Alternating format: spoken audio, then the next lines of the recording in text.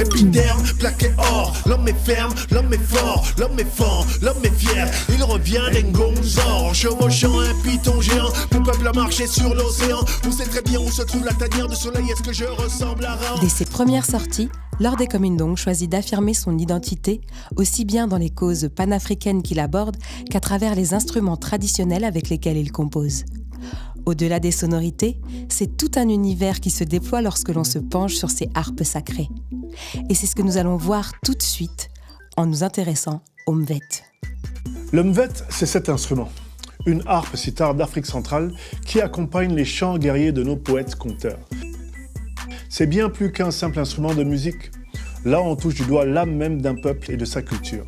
La culture des Fang, Beti, Boulou, aujourd'hui éparpillée entre le Gabon, le Congo, la Guinée équatoriale, le Cameroun et les îles de Sao Tomé et Principe. Le mvet, c'est un ensemble de récits produits, déclamés par les Mbomvet. Et ces récits relatent les hauts faits historiques ou proto-historiques de la culture Fang, des grands personnages, les super-héros des anciens Fang. Et à ce titre, le mvet est donc la parole des paroles, le livre des livres, c'est le livre sacré. C'est le mythe fondateur de l'homme Fang, l'épopée mvet. Tout ce que l'homme Fang a pensé, tout ce que l'homme Fang a fait, il l'a fait à l'intérieur en connaissance du mvet.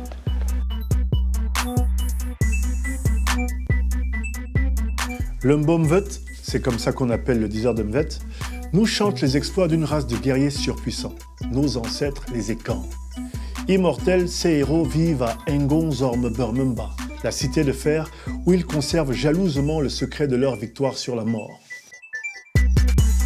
Le mvet parle de deux mondes, un monde des immortels et un monde des mortels.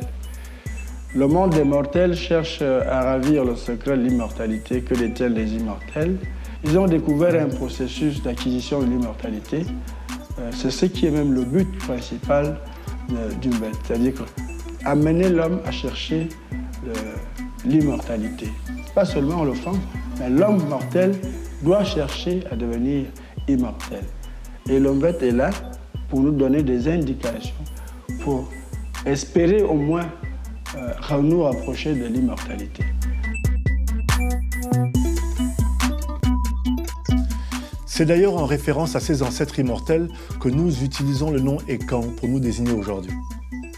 Ils se définissent comme Ekans, non seulement pour élargir géographiquement l'appartenance, les différents peuples qui sont considérés comme Ekans, donc les Fang, les Beti, les Boulou, élargir en disant nous sommes Ekans, pour non seulement faire unité, pour faire corps, pour faire un, mais ensuite aussi pour s'identifier au côté super-héros, au côté super puissant, super fort, super beau.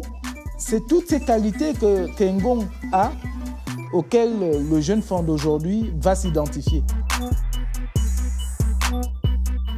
Autrefois, c'est cette épopée qui galvanisait le moral des combattants durant leur longue migration vers l'Ouest africain. Mais en principe, à l'origine, le mvet est né pour être joué dans des situations un peu difficiles, dans un contexte difficile de palabres, de guerre, dans une situation aussi un peu initiatique où on apprêtait les jeunes gens aux techniques de guerre. Il fallait leur enseigner le mvet. Le mvet aussi préparait l'avant-guerre, c'est-à-dire qu'une veillée d'armes. Lorsque les Fang allaient en guerre, par exemple le lendemain, la veille ou la nuit, il fallait qu'on donne des outils aux guerriers pour affronter l'ennemi. Comme dirait mon père, le mvet est notre mémoire collective. Il s'agit d'un véritable disque dur contenant l'histoire, les conceptions, les connaissances et la sagesse d'un peuple. Mais j'aime à dire que le mvet, c'est un document à l'intérieur duquel les Fangs anciens ont consigné l'essentiel de leur connaissance, de leur vision du monde. C'est le livre sacré, c'est celui qui traite de toutes les questions, du politique, du sport, des arts martiaux, de la spiritualité, tout comme il traite de l'amour, du rêve, mais aussi de l'imaginaire, de tout ce qui fait la vie. D'une certaine façon, le mvet, c'est parler du futur comme parler du passé en même temps. Alors, à quel moment on va situer ce qu'on appelle le Mvet? Ce dont on est sûr, c'est que le Mvet lui-même nous renseigne déjà sur son origine. Les Mbomvet, avant de commencer tout récit, avant de présenter même ce dont il va s'agir, partent de l'origine même du Mvet lui-même, c'est-à-dire depuis la création de l'univers, depuis la création des galaxies, depuis la création de la vie. De mémoire orale, on dit que le Mvet, il y a longtemps qu'il est né. Le Mvet se situe à l'époque d'Oyonada. Alors, Oyonada Ngono est considéré comme le père, en tout cas celui qui a reçu le Mvet, selon de nombreux Mbomvet eux-mêmes. La période qui renseigne l'existence d'Oyonada Ngono parle de la migration, parle de Oban, qui est ce grand déplacement, cet exode des Fans, et que certains historiens occidentaux situent autour de la fin du XVIIIe siècle, que d'autres chercheurs africains situent au début du XVe siècle, et d'autres remontent à l'Égypte antique.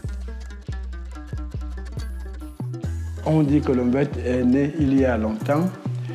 On saurait faire une datation normale, une date chiffrée pour dire en telle année le Mvet est né. Mais il y a longtemps quand le Fan s'est trouvé dans une situation difficile avec d'autres peuples, s'est retrouvé dans une situation difficile avec sa propre existence, le choc ou bien la possibilité de sortir de cette impasse a fait que le Mvet soit né chez les Fans. Oyonada, c'est lui qui a apporté le Mvet au Fan, qui a révélé le Mvet au Fan.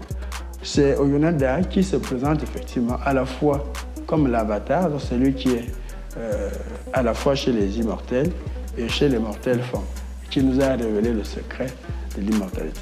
À travers la mort, donc à travers le commun, parce que l'histoire raconte que Oyonada a été atteint d'une flèche au cours des combats. Et puis au bout de 6 jours, 5 nuits, au moment où on l'a prêté à l'inhumer, alors il s'est réveillé. Il a dit, j'ai découvert finalement le moyen de ne plus fuir, mais d'aller de l'avant. Et ce moyen d'aller de l'avant s'appelle le Mvet. Quand on voulait l'inhumer, il s'est réveillé pour dire, je ne t'ai pas mort. Voilà, on m'a appelé, on m'a montré, j'ai vu, on m'a révélé. Donc cette révélation qu'Oyonada a eue est allée au-delà de l'aspect musical du musicien qu'il était. Il est allé au-delà de ce qu'on avait prévu pour lui, jusqu'à découvrir l'origine du monde, de l'humanité, jusqu'à découvrir l'origine des dieux. Il va rentrer en contact avec les ancêtres, il va rentrer en contact avec les plans divins et va réussir à recevoir la parole sacrée, la parole du Mvet. Et également la description de son instrument. Voilà, donc, Oyonada, c'est ça l'avatar, c'est ça le Messie, c'est celui qui nous a apporté la connaissance, le Mvet. Voilà un symbole fort. En réponse aux tribulations que traverse le peuple, le Créateur leur envoie un instrument de musique pour leur redonner l'espoir, le courage et les solutions. Pour nous, il est donc clair que c'est dans notre culture que se trouve notre salut. Aujourd'hui, plus que jamais, nous ne pouvons pas affronter les autres si nous ne sommes pas forts nous-mêmes, si nous ne connaissons pas, nous ne maîtrisons pas nous-mêmes les rouages, les racines de notre mythe, de notre culture. Si tous les peuples africains arrivent à produire ce type d'imaginaire, ce type de valeurs, ce type de philosophie, ben, pour l'Afrique, c'est une grande richesse. Donc, il y a cette richesse qui est énorme, énorme, énorme, et que nous devons simplement apprendre petit à petit à fructifier. Le Mvet a beaucoup de secrets et le Mvet a beaucoup de racines. Le Mvet a beaucoup de rouages. C'est-à-dire que pour un enfant, ça va être une ressource ludique, ça va être des enseignements pour apprendre à se battre, à se défendre, pour le courage. Pour un adulte, ça va être un enseignement, une ressource philosophique, une ressource spirituelle. Ce sera vraiment ce qui va nourrir son élévation, nourrir sa capacité à passer de l'homme mortel à l'homme immortel. Que l'on parle de science, d'art, de physique quantique, de musique, d'astronomie, d'histoire ou de stratégie, nous sommes devant une source intarissable d'informations et d'inspiration, à condition que l'on s'y abreuve. Par exemple, En 1960, le maître Zwingema est enregistré lors d'une séance de Mvet sans interruption de 20h à 6h du matin. C'est au cours de ce récit qu'il va révéler pour la première fois les origines et les étapes détaillées de la formation de l'univers selon les connaissances du Mvet. C'est donc bien plus que de la science-fiction ancestrale. Ce sont de véritables révélations scientifiques qui sont enfouies dans les champs guerriers du Mvet. Pour les Phéniciens, les super-héros existaient déjà. Ils s'envolaient, ils avaient des véhicules supersoniques, ils avaient des armes, ils tapent dans Zombie-Dimiobam. Ils tapent la poitrine, il y a une boule de moustique qui sort et qui s'enflamme et qui va taper sur son adversaire. Et donc tu te dis, oui, les armes bactériologiques, ça existait déjà. Pareil, si tu prends un rhume dormico à nouveau, quand on te dit il tape et puis Zormican déclenche une sorte de liane qui va poursuivre son adversaire partout, ben, tu vois effectivement ce qu'on appelle le missile à tête chercheuse. Donc tu as déjà un certain nombre d'éléments, un certain nombre de descriptions qui vont te montrer qu'en fait, mais on a presque tout créé. Le Mvet est une de ces encyclopédies que la tradition orale africaine a produit pour que l'homme sache comment se comporter en période de guerre. Pour lui rappeler la beauté de son histoire, son identité et la grandeur de ses origines. Nous avons une source de connaissances, il faut l'exploiter. Et moi, je ne saurais vous dire combien c'est intéressant d'apprécier ce qui est contenu dans le Mvet. Plus qu'aujourd'hui, les jeunes, les écrivains, les artistes, rapprochez-vous de nous, les diseurs de Mvet.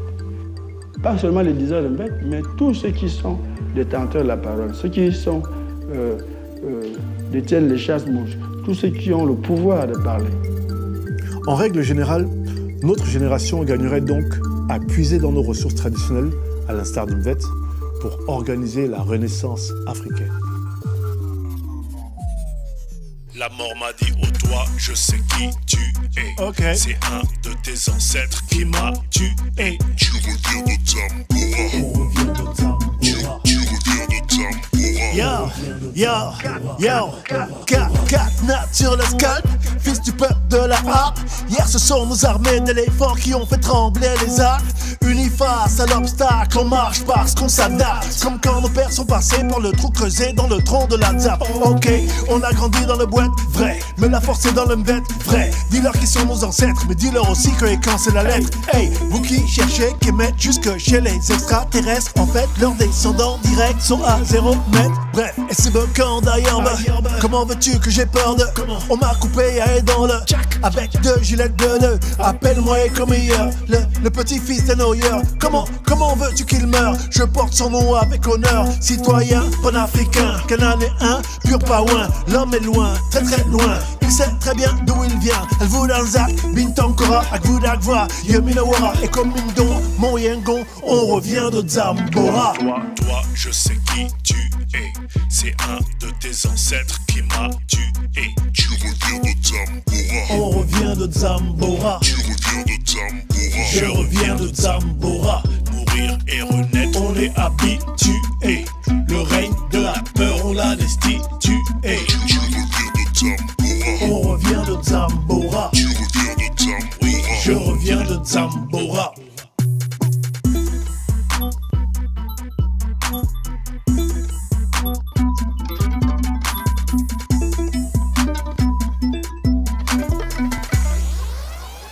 Il n'y avait personne, il n'y avait personne, il n'y avait personne, il n'y avait personne, il n'y avait personne.